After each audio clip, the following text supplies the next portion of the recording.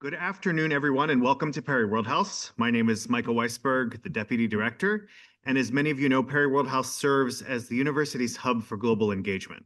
Our mission is to bridge the gap between rigorous academic research and global policy, fostering international engagement both within and beyond the Penn community. Our work is centered on four key pillars: climate change, democracy, human rights, and security. And at a time when democratic governance is under threat in Europe and around the world, and political debate is being shaped by conversations about immigration, new security threats, the rising cost of living, we are extremely lucky and honored to count among our visiting fellows policymakers who've had to deal with these issues on a day-to-day basis. And our speaker today has had a decades-long career in global affairs and is a great example of that and a great example of what we can bring to this community. Your Excellency, who will be coming through the curtain momentarily, thank you for being with us here today. Margot Wallström is a Swedish politician from the Social Democratic Party with a long career at national, European, and international levels. She served as Sweden's Minister of Foreign Affairs between 2014 and 2009, and was appointed as the first United Nations Special Representative on Sexual Violence and Conflict from 2010 to 2012. She's also worked as the Vice President of the European Commission and European Commissioner for Institutional Relations and Communications from 2004 to 2010, and as the European Commissioner for the Environment from 1999 to 2004. But she has also been involved in network television. She was the CEO of a regional TV network in Värmland, Sweden in the 1990s, and the Executive Vice President of Worldview Global Media in Colombo, Sri Lanka. Minister Wallström has been awarded several honorary doctorates and international recognition and awards, and perhaps most importantly, she is a distinguished visiting fellow here at Perry Worldhouse.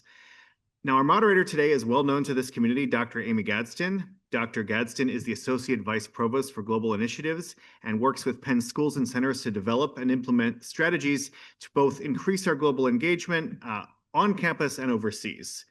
Dr. Gadsden is also the executive director of Penn China Initiatives, and she coordinates and develops university strategy and activities around China. Before coming to Penn, Dr. Gadsden spent more than a decade working in foreign policy with a focus on China.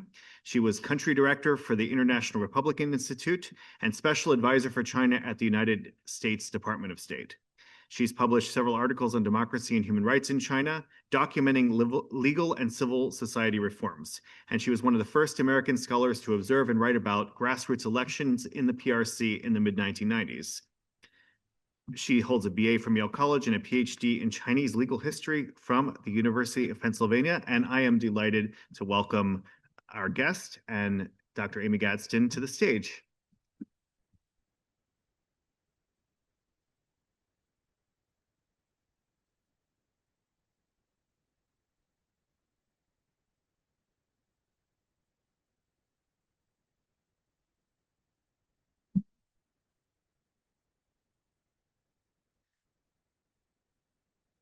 Good afternoon. Welcome, Minister Wallström, Your Excellency, or Margot, as we've been instructed to call you. It's a pleasure to have you here at Perry Worldhouse and at the University of Pennsylvania. I would say the one perhaps regret we have about your visit is that we fear you've brought Swedish weather here to Philadelphia. Thank you very much, and thank you for coming to listen. And I must say that I'm just overwhelmed by the generosity and the nice welcome that I have received, and I feel already that this house is also my home right now. So, thank you. A warm visit despite the cold weather we've had. We have a lot of things to discuss today. You and I have had a chance to, speak over the last few days, but I know you've got some opening remarks to make, and I'd like to invite you to share with the audience, both here and online, a few opening remarks, and then we can have a dialogue. Thank you very much. And I was asked to give a title for this, or we talked about it, and we decided to call it A World Between Hope and Despair. And at first I thought it sounded a bit pretentious or too ambitious maybe, but as things have turned out, I think maybe this is the right way to describe it. Don't we feel that we are between hope and despair? And I must say that so much has happened during my week until now here at the Perry World House. It started with a blizzard. And I was for a while thinking that maybe I brought the blizzard with me, because last time there was a big blizzard in the United States of America, I was also there the same day that I arrived. I think that must have been in 2017, because we started our 2-year phase of serving on the Security Council. Sweden was there as a non-permanent member for 2 years, and there was the same type of blizzard. But the things that have happened since I arrived here in Philadelphia is, of course, that we looked at the anniversary of the war on Ukraine, and talked about that. What has happened and how this has affected the world, and not least Europe, of course, where I have been able to engage. And I've also been able to say something about the work that I've been doing in looking at the environmental consequences of the war. And that is, it has been called a silent victim of war, but still very, very important. And we might have a reason to come back to that, I guess, with other wars as well. And then we also looked at, and this is important for me as a Swedish citizen, 40 years since the murder of our Swedish Prime Minister Olof Palme. And Olof Palme is a well-known figure internationally. He still has a name and a reputation around the world. And since I chair the Olof Palme International Center that engages in different projects around the world and deals with foreign and security policy, this was also a reminder of everything that he stood for, and a chance to remember his legacy as well. And then, of course, what has happened these last 2 days with the US and Israel killing the Iranian leader. And as far as I understand, this is about regime change. At least that is what we've been told. And we all understand that this will also reverberate around the world, and probably have a lot of consequences that we cannot really grasp already today. But we have seen some of the consequences and how this has affected the rest of the world already. So I think that it is almost banal to say that we live in perilous times.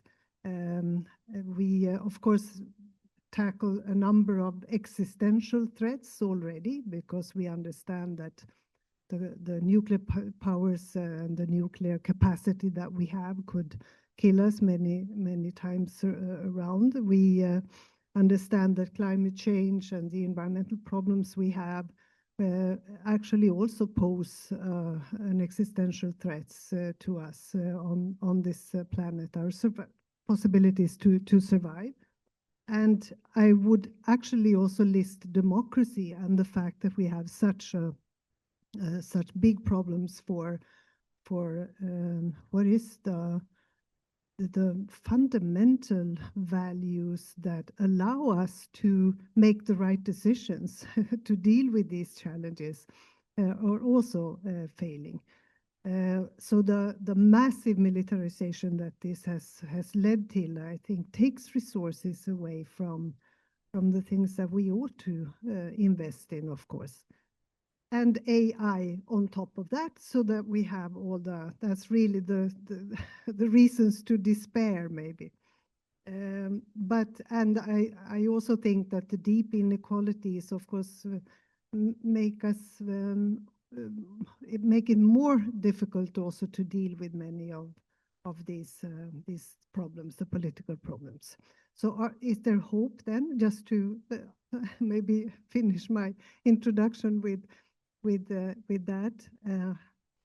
Well, I think it was Jean-Paul Sartre who said that there are three tasks for not least politicians, but also journalists and media.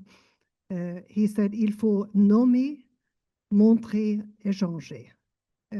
You have to nommer, you have to describe, you have to mention it, you have to speak about it, you have to show, you have to come up with ways to show how change can happen, and you have to change, you have to take action.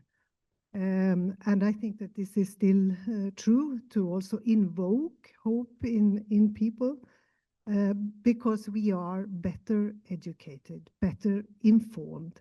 We are technologically advanced like no generation before us. We are equipped with the tools that we need to change things around. And we are, as Olof Palme described it once 40 years ago, we are in, I would say, we have a shared destiny. We are in this boat together. If it is a boat, I don't know, maybe it's a spaceship by now, but we are in this together. And like never before, does both, I think, the problems and the opportunities also traverse border lines and over time as well. And to finish with maybe a positive quote, Desmond Tutu also said that evil doesn't have the last word. It is joy, caring, and compassion that prevail in the end. And I would like to say that I hope so. And we have to contribute to that being true. Hope is that thing with feathers that perches in your soul, as Emily Dickinson said. So that would be where I think we are with all of these enormous, between hope and despair. And it is for us humans to take responsibility and to be at the university. I keep saying that you are privileged, all of you who have had the chance to study, have had a chance to get a proper education, and with it follows a responsibility as well. I repeat, you have to turn your gaze from the selfies, looking at yourself all the time, to actually look at the world and do something unselfish. So that's what I'm hoping for. Well, it's an enormous task to get us from despair to hope in the way that you did, but and I appreciate that you did. You have shown us the light, and I want to get back to that in our conversation this afternoon. But I have to start with questions about the events over the weekend. The U.S. decision to attack Iran with Israel, the ensuing conflict and chaos that we're seeing in the region. And I would just invite you to, reflect on that for us, offer us some insights into perhaps how Sweden might be thinking about these issues right now, how European officials might be thinking about these things right now, and also maybe give us a sense, when you are sitting in that seat of foreign minister, what does that mean when events like this happen around the world, and what do you do?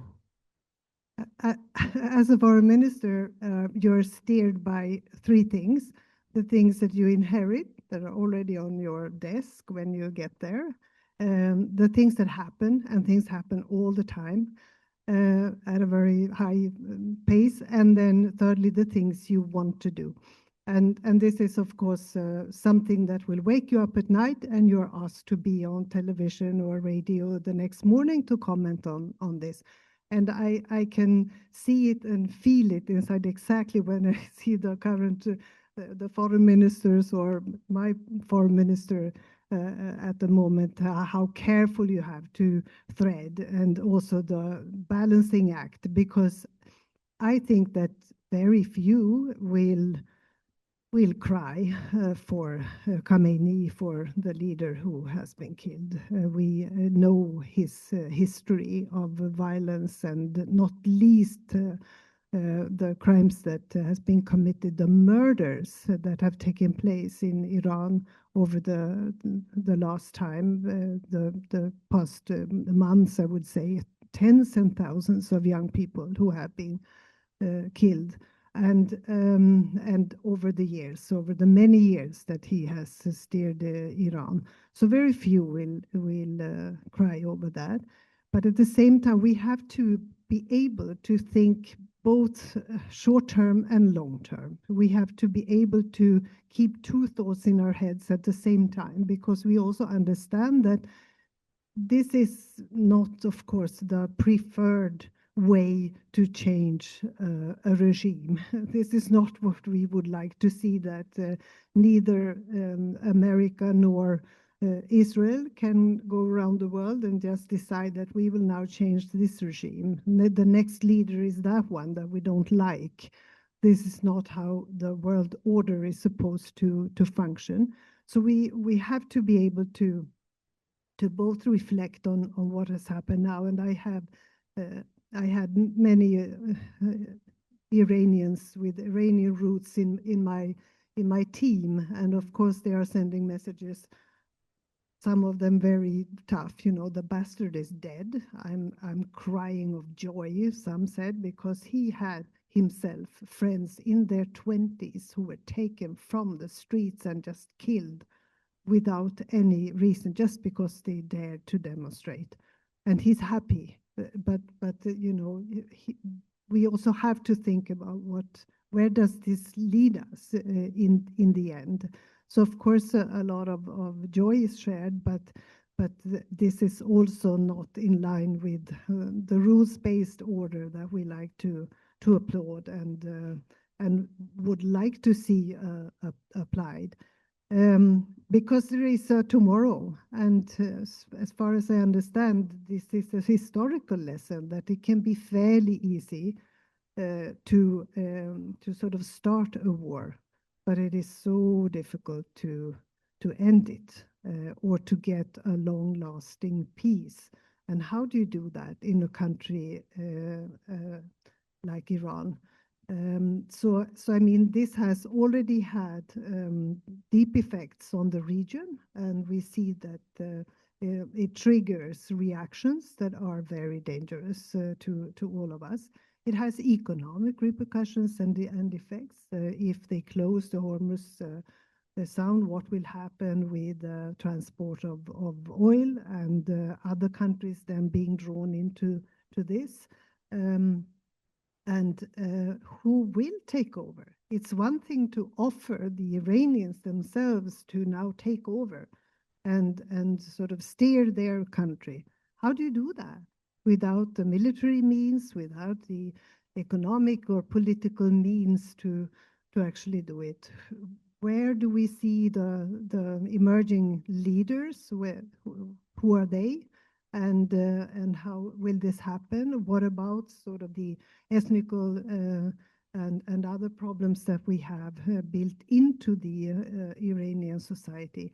So I don't have the answer, and I don't know who actually could give us sort of the right answer to all of this. We just see that this carries with it a lot of enormous problems and challenges. And I think the way to tackle it is to talk about, to come together, like I'm sure they are doing right now in the European Union. I'm sure that in the United Nations, of course, as well, weakened as the UN is at the moment. But these are the platforms we have. These are the chances we have to come up with solutions and some kind of dampening of the heat that comes from this situation. So that's where we are right now. I think it becomes very emotional because it carries with it such a heavy legacy also from the Iranian leadership here, and the kind of crimes that they have committed as well.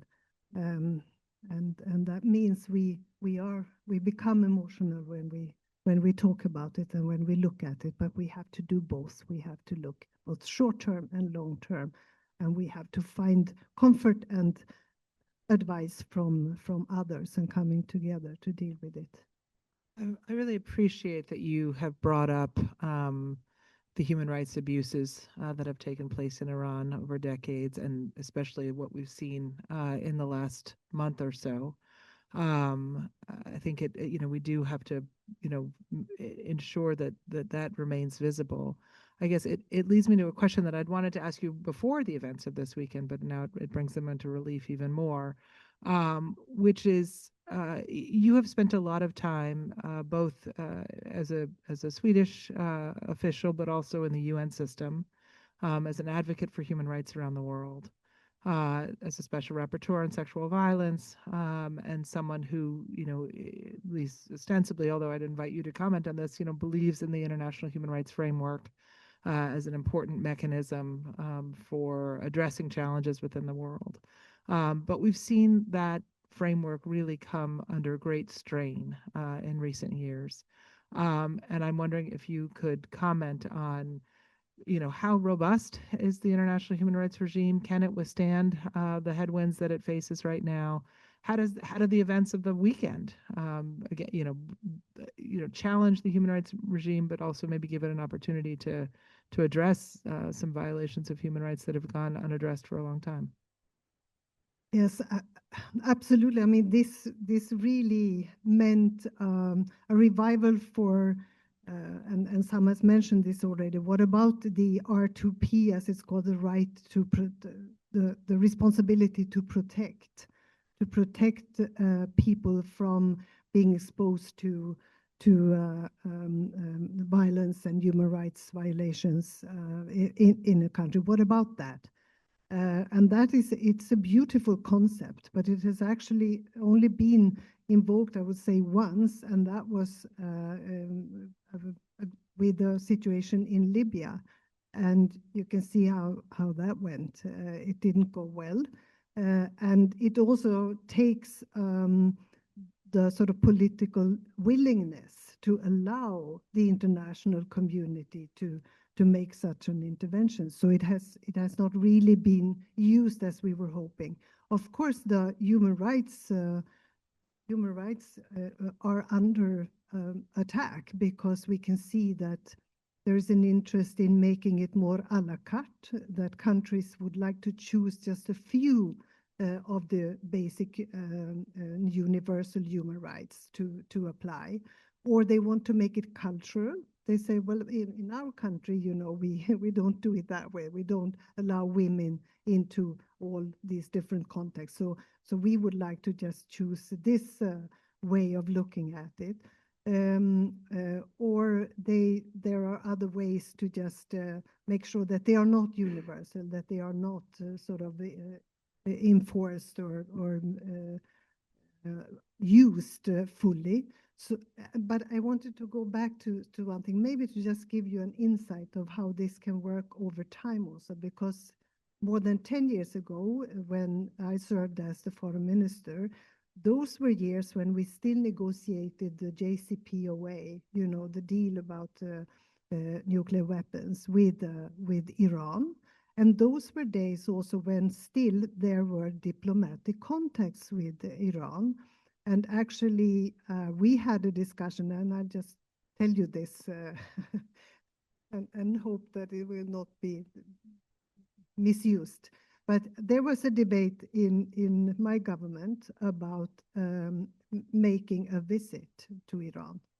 And the prime minister decided that he wanted to go also with people from the trade side, and of course also discuss human rights, of course. So there was a delegation traveling to Tehran, and in order to just meet with the ministers, they did not meet with the highest leader, but they met with the other ministers. And in order to do so, you have to cover your hair if you wanted to meet with them. So there are pictures of the women in the delegation covering their hair. And of course, this has now been put out there in social media saying, so, well, look here, you cooperated and you helped the Iranian regime. And nobody was interested in what exactly. I was not there. I did not travel. And actually, I told Zarif, the foreign minister, I will not travel to Iran as long as you force me to cover my hair. I will not wear a headscarf and go there. But of course, the colleagues that went there had to do so in order to just sit down. And they talked about serious things. Of course, they talked about trade unions. They talked about sort of the different trade connections and projects and so on for cooperation. And this was also to push for the JCPOA. That was an important matter. So there was a proper political agenda. But this is now widely used, of course, that, you know, why did Swedish leaders go there? But those were the days when there were still hopes that we could get the JCPOA fully used, fully applicable and implemented. And we were still hoping that you could use diplomacy as a way forward. But now it really backfires to anyone who wants to say anything about Iran at the moment in the political debate. So that is how quickly, even if it is 10 years, it's how quickly things can change also on the political and diplomatic scene. And one has to understand that. And sometimes you have to, because I worry about the diplomacy, the role of diplomacy, because as you know, there has been negotiations going on, and they were successful. And the Omanis, the people from Oman and the diplomats from Oman have taken on a very serious role, and they were having a deal. So that's what they are saying. There was a deal. We could agree on a way forward. But this was, of course, overrun by the military intervention. So what will happen will leaders at all even reflect on using diplomacy, negotiations, or use of those who know how to negotiate in the future? And also things live on the internet forever.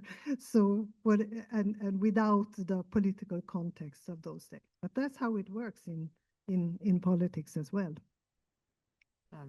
It's an interesting. So maybe that was a very too long answer, No, your no, question, no, but no. you know, I just wanted to give an insight of how it can work also, you know, that. And definitely a sort of a fascinating discourse on the interplay of substance and symbolism, right? In global politics and diplomacy. But and remember that when you look at those pictures on social media also, you know, you have to ask, so what does this mean? Because I can see how this is used now in the political debate also, that this is it says more than the explanation to a certain event or a certain picture. But the story also raises some questions, you know, that are very relevant now about the role of Europe in global politics. There's an article in the New York Times today that, you know, European powers are sort of watching as these events unfold and don't necessarily have a front seat or significant influence to shape how these, you know, what's going on in the Middle East. You know, Mark Carney gave the speech at Davos on middle powers. Sweden joined NATO after in 2024. You know, so as you know, someone who can sort of help us understand how Europe as the European Union as a group, but also individual European countries, you know, where are the opportunities there for Europe, you know, EU writ large, and then individual powers within Europe to influence and drive events on the world stage? Well, I think we trusted our partner. We thought that we had a transatlantic link that was very strong. We believed that the US would actually also stand by us, or stand by in NATO, or the cooperation that we've had over time.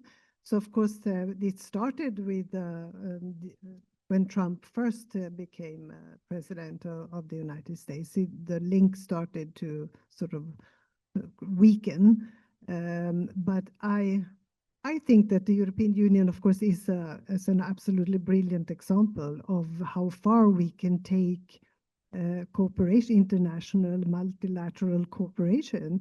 And it has been a vehicle for peace and economic development and social contacts and what have you. I think that what we've seen lately is, of course, a number of countries that are members of the European Union no longer fulfill the Copenhagen criteria, which is sort of the value base that we have for our cooperation, that are willing to challenge the whole acquis communautaire, the whole sort of legal basis and normative framework that we have for our cooperation, and that will weaken us. We have been extremely strong when we stick together, when we hold on to those both basic values and the decisions that we have been able to make together. I think what will happen is that, and this has already started, that the European Union will look elsewhere. Will look to Indonesia, to Asia, to Canada, or to other partners, to Latin America. This is where we will seek cooperation. And I hope we will continue to lead on the things that really matter in the long term, also like the greening of Europe, and to deal with the effects of climate change, because that will soon be felt around the globe. I think that we have policies to address that. So it's just a matter of finding other partners. But we continue to believe in multilateralism, that this cooperation is needed. Cross-border cooperation is needed. Is your expectation then that America's challenge to the European Union might result in a stronger European Union? I think so. We have already come together to invest more in our own defense, to strengthen our ties as well, and to do trade with other partners around the world. So it has already made us look at ways to take care of our business together and without the US. One of the things we've talked about previously, and I want to make sure we would like to have a different US to work with, because we are all, we feel the solidarity with people in the US, and we feel at home here and inspired by the Americans. But one of the questions that comes up in conversations in the US is, even if the US were to change its policies vis-a-vis Europe and the transatlantic relationship, is that something that the European Union, or transatlantic allies would be able to count on? Do you think that, what would be the reassurances they would need? What reassurances the European Union needs? I don't know. I think it has been hurt in a deeper way. I think that it will take time. I think that anything that is so unpredictable will not work.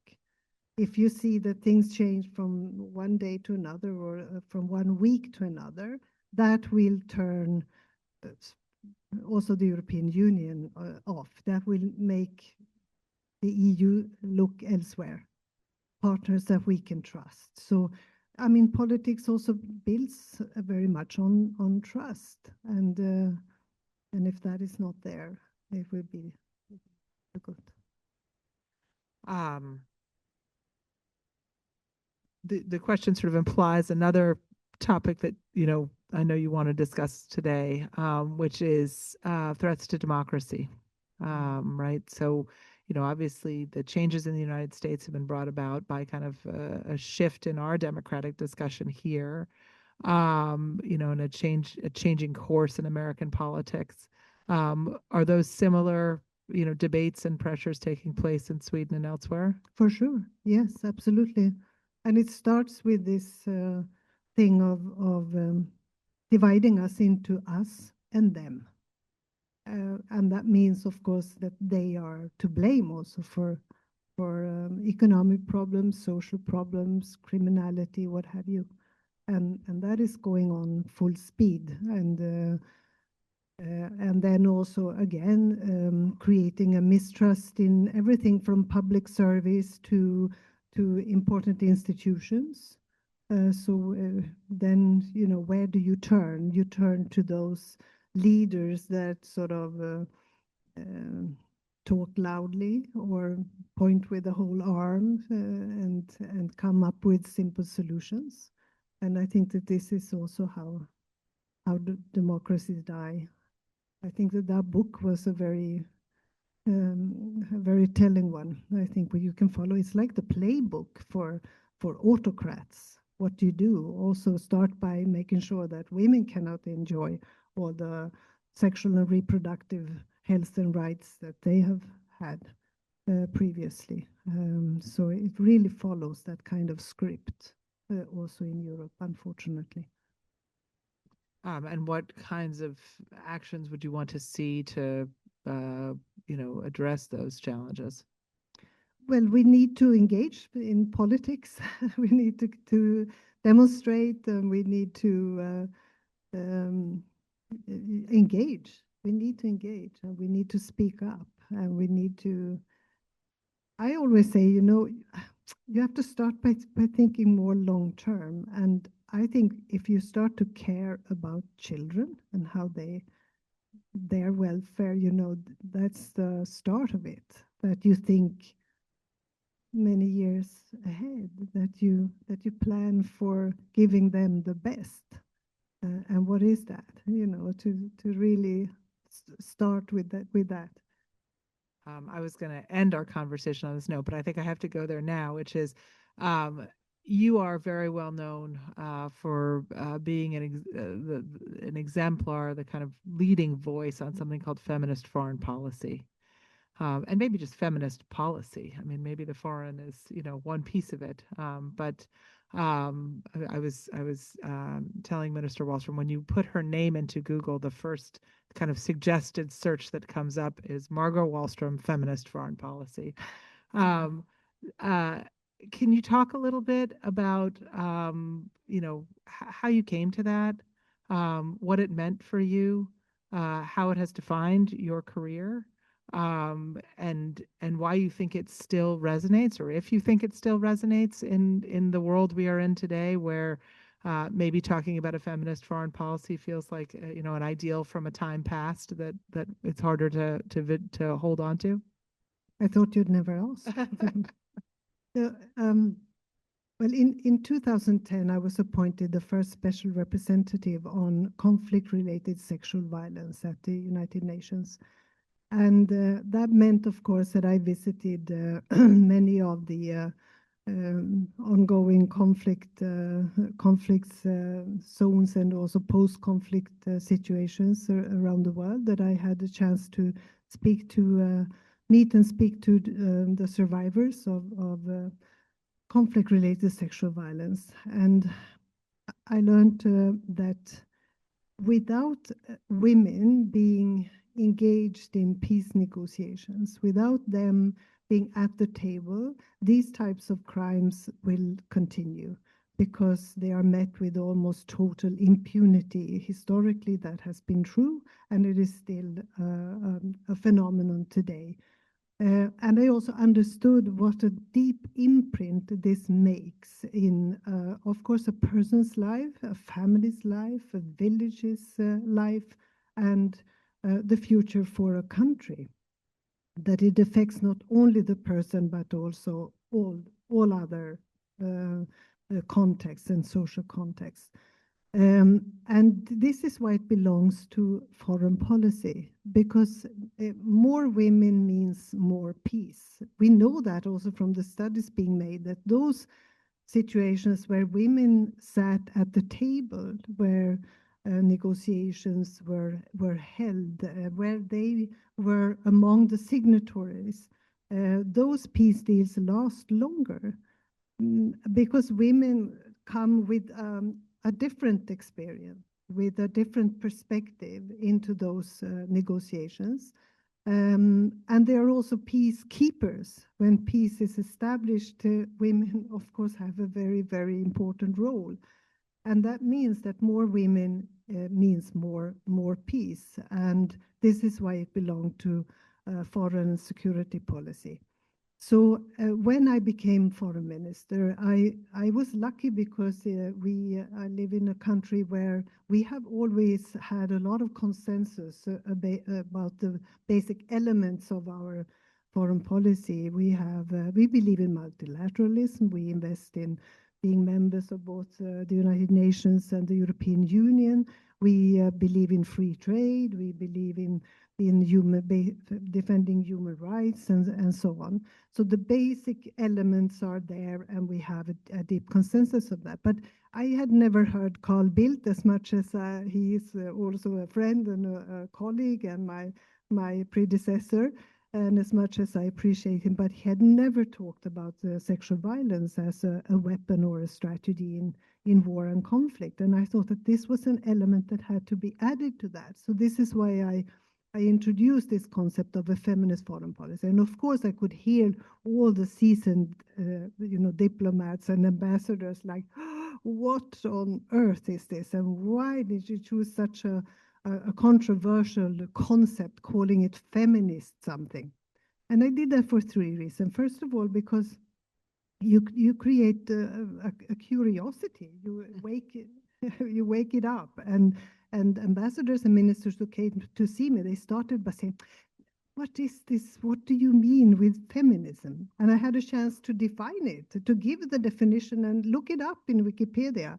And it says, this is the idea and the belief that women and men should enjoy the same rights, obligations, and opportunities. It is as easy and as difficult as that. So secondly, also, you have to fill it with the content, because it's also, that's easy to say, but what on earth do you want to do then? So I provided these sort of three parameters of saying it's not identity politics at all. I'm totally uninterested in what kind of feminism. I don't want to discuss that. I was interested in the rights. Do women and girls enjoy the same basic human rights and legal rights as men and boys? Secondly, what about their representation? The second R. Are they represented around the tables where important decisions are being made? And thirdly, resources. Do they have the same access to the same type of resources as men and boys have? Do we have even gender-based statistics about how the government's budget is used? So, and then, of course, you have to provide the results. You have to show results. And I must say that if they first were a bit skeptical, I think in the end, it became, as one report said, more than a label, less than a revolution. And I think that's maybe good enough, that because we established a norm. And the norm was among our diplomats around the world to start to ask, where are the women? Why are there no women here?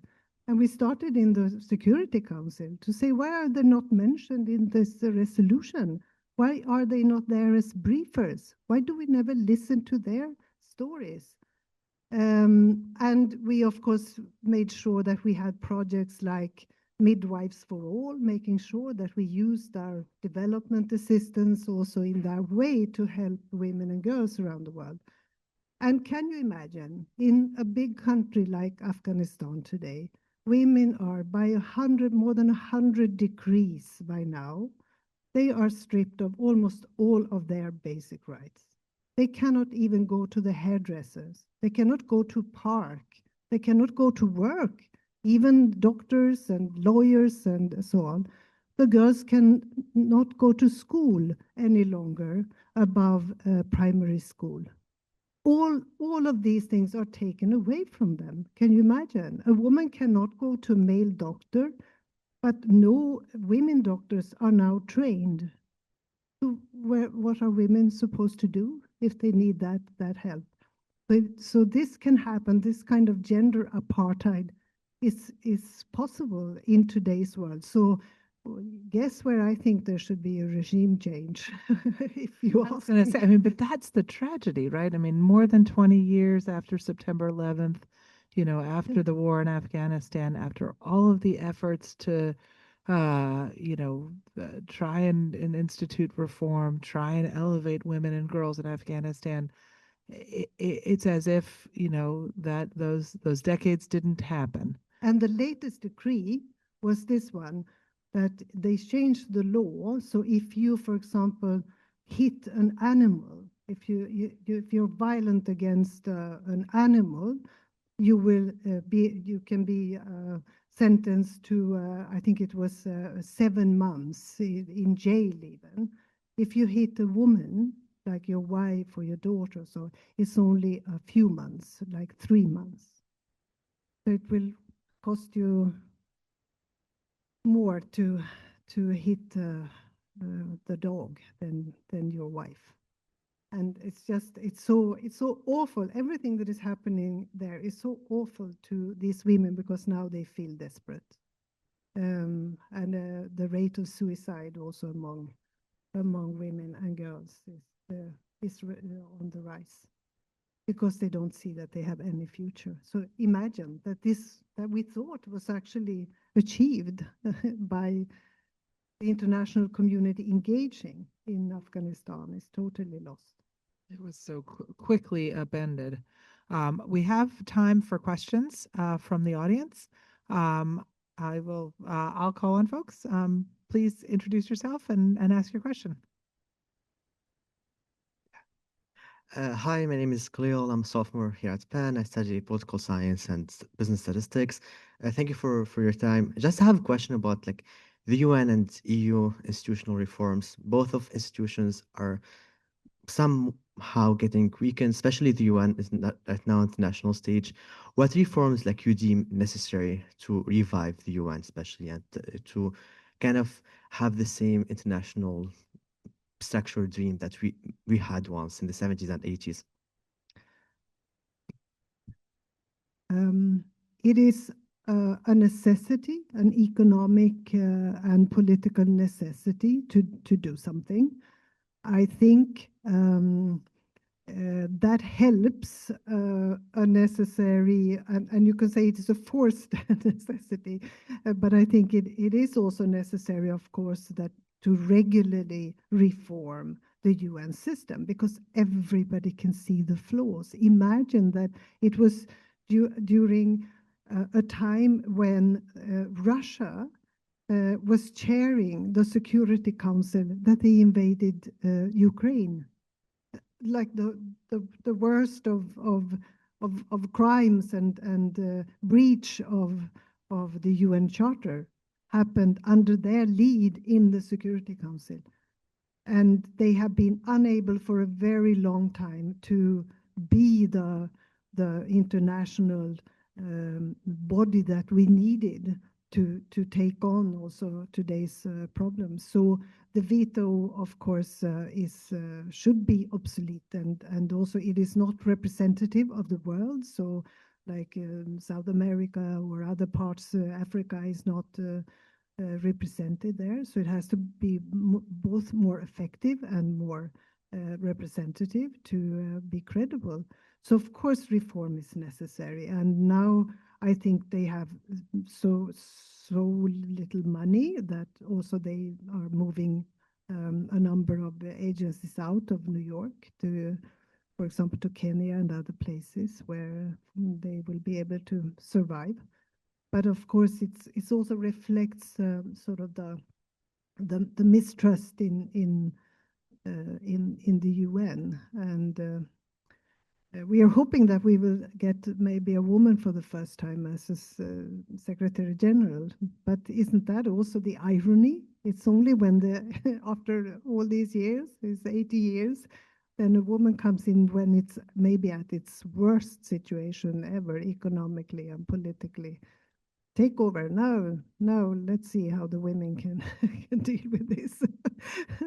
So, is there anything that you would point to where you think, I mean, so you've talked about the reforms needed, and I think, the challenges and failures of the UN are familiar. Certainly Ukraine being maybe the most obvious and most egregious example.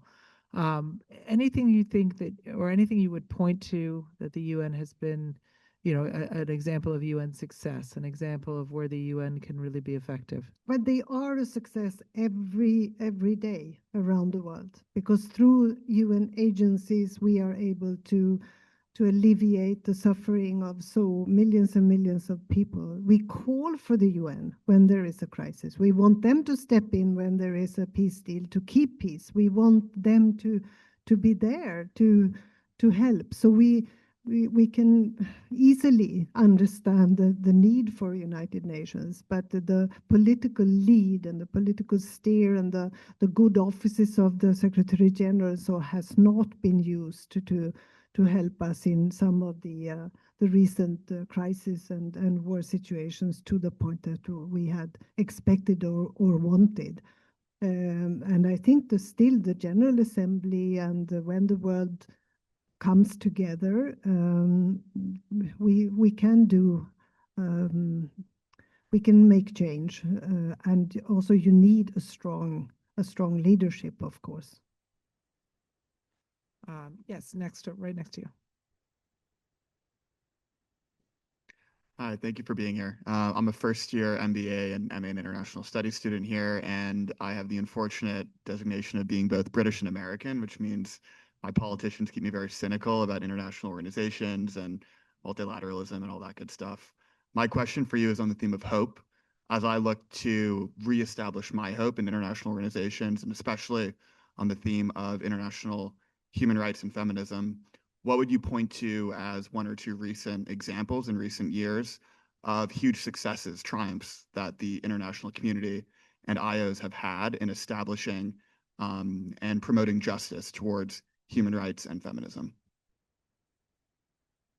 Well, I think it was important that UN Women was formed and established in 2010. It must have been 2010, exactly, yeah. So I think that is important. And now it's a matter of sort of using that fully to make sure that we look after situations as those that we've seen both in Iran and of course in Afghanistan. And still, UN Women, they are the only ones still there.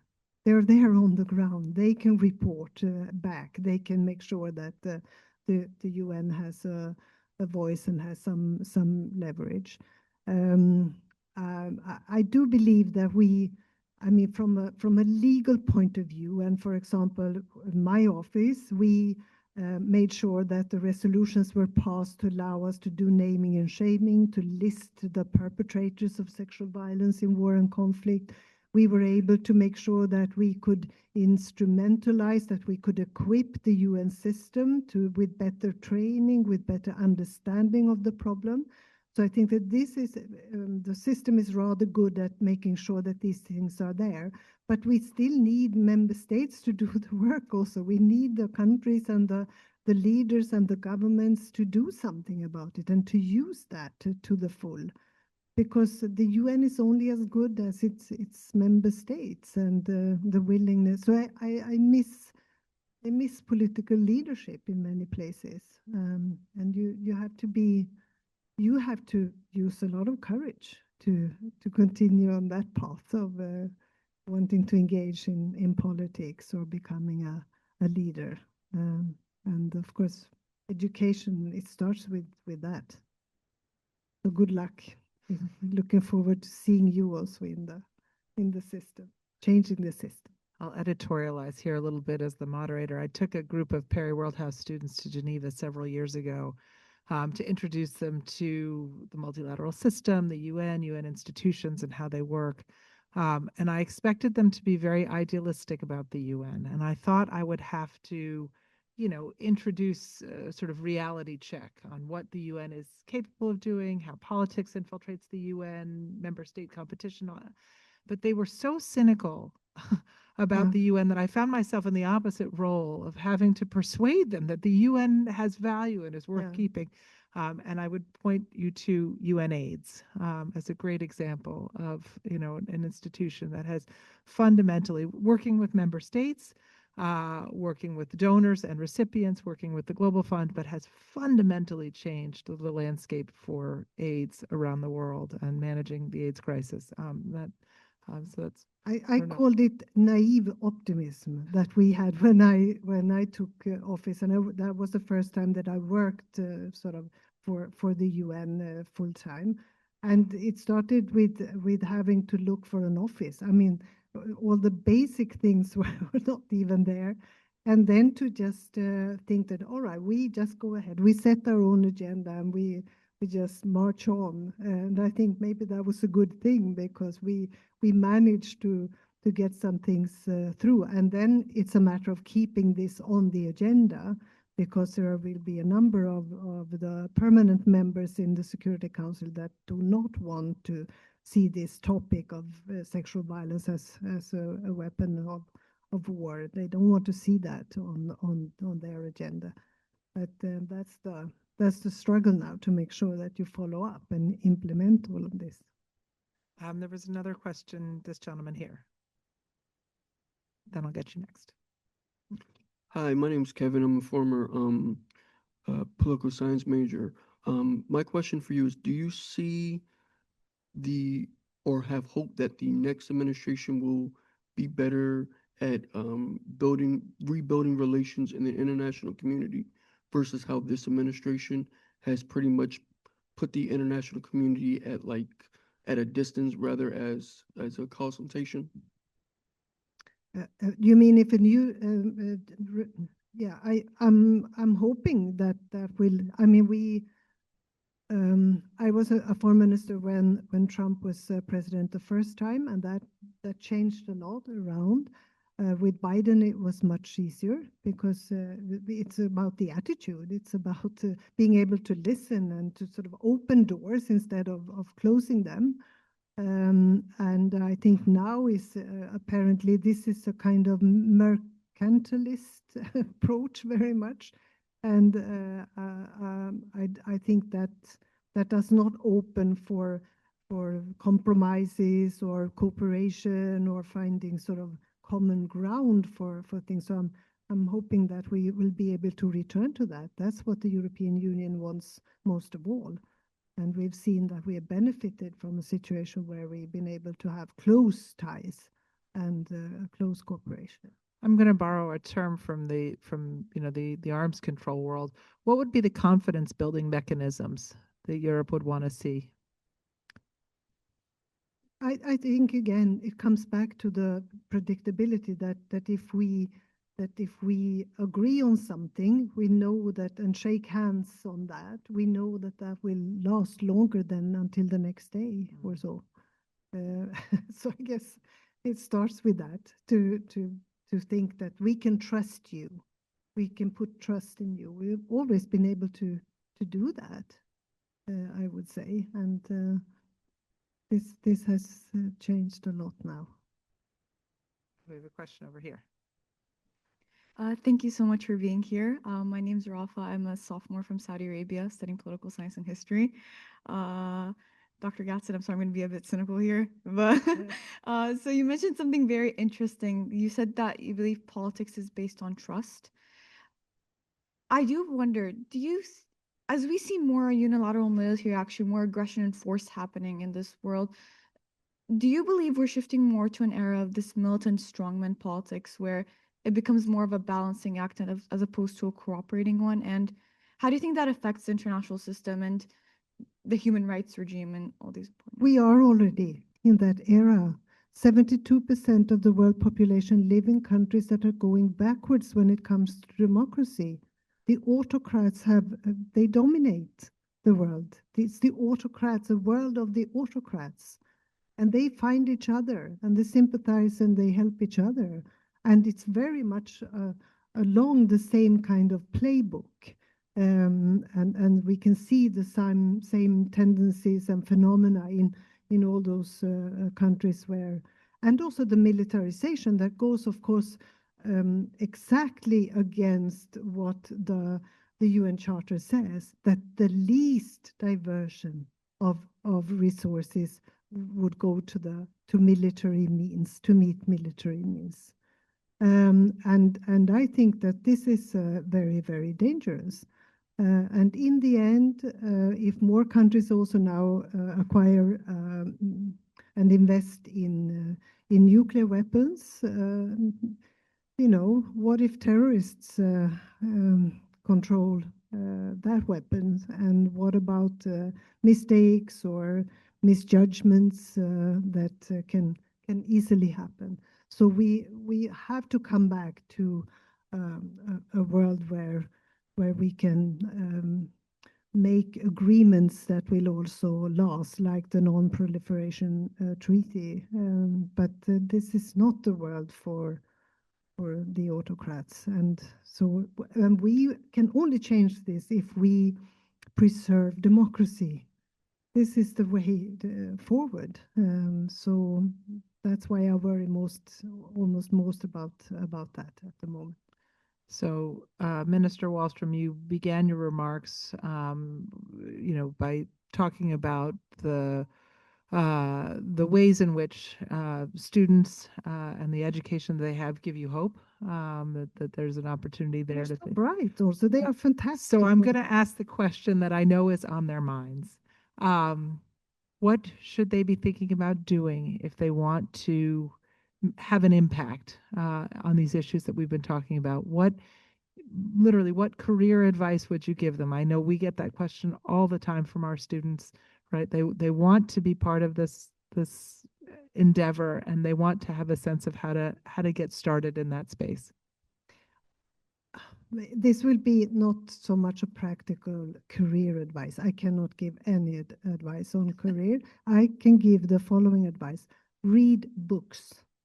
Read books. You remember that? Yeah. Read books, because that's the best way to, as somebody expressed it, involuntarily slip into another person's shoes or lives and understand and see the world through their eyes. You will understand more about the world you live in. As I said, do something unselfish. Less selfish, a bit more unselfish. Engage for another person. Do something that you've never done before. Talk to somebody that you've never talked to before.